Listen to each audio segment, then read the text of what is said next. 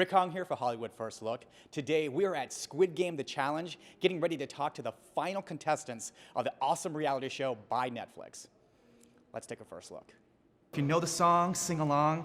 무궁화 꽃이 피었습니다. Dude, you make me proud. You make me proud. Wait. I got you. 무궁화 꽃이 피었습니다. No. Something just like That made my heart race. Yeah. Flawlessly done though. Yeah. Really beautiful. 무궁화 꽃이 Oh, God. 피었습니다. Oh, what's next? I love the reaction. Just I love the my reaction. heart. What did you come here for? 무궁화 꽃이 피었습니다. Traumatizing. You want to talk about blind luck. So watching that episode, it's one thing to be in the room in the experience. Watching it, how they edited and everything, is that how you felt like in the thing? Because they were great at getting reaction shots from you, and you're like just and picking what you were doing. I was like, oh my god. Yeah, I mean, it was definitely a pretty tense situation.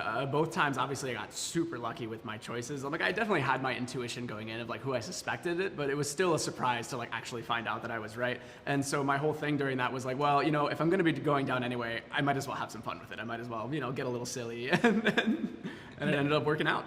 Regardless how strong you are, they break you in that dormitory or in the game room. They break you down and to intimidate you to nothing. And that's how I felt sitting in the circle of trust. Regardless if I'm going to make it to the final three with Hallie picking me and not me, and it's just so much.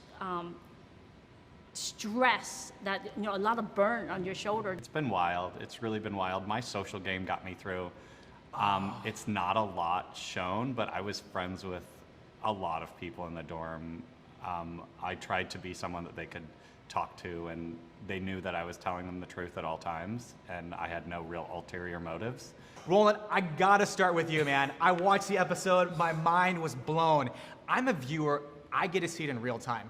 For you, how long was that wait? And then how about like seeing the logic of like what happened to you? I found out yesterday morning that it was that put the box on my desk. And I was like on the airplane, and I was just like, oh my God, this is, like, I think I look stupid. I watched it and was like, that guy playing right there is dumb.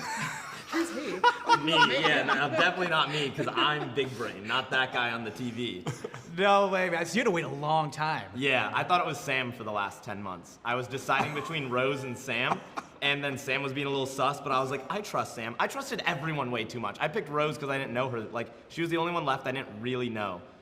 Integrity is worth more than 4.5 any day. And I would do nothing differently. Nothing. Yeah, a lot of people ask me why I didn't, for example, target Ashley or Mai or something in that context, and there were so many reasons. One, socially, I couldn't guarantee my safety if I put myself at risk like that. We'd seen what happened only 2 turns ago. I didn't want the game to get messy. And 3, if anyone's gonna get me out, it's me, okay? Like, I'd rather it was my own hand that got me out. So I have no regrets. I had such a good time, and it was an epic exit. Looking at the landscape of my game, no matter really what happened on Glass Bridge, I see Circle of Trust, and I'm like, well, that's where my game ends. I was in a really good place with everybody that was in the top 20, so like, there wasn't really a reason for someone not to put the present on my desk the first time, because I would have no idea who it is.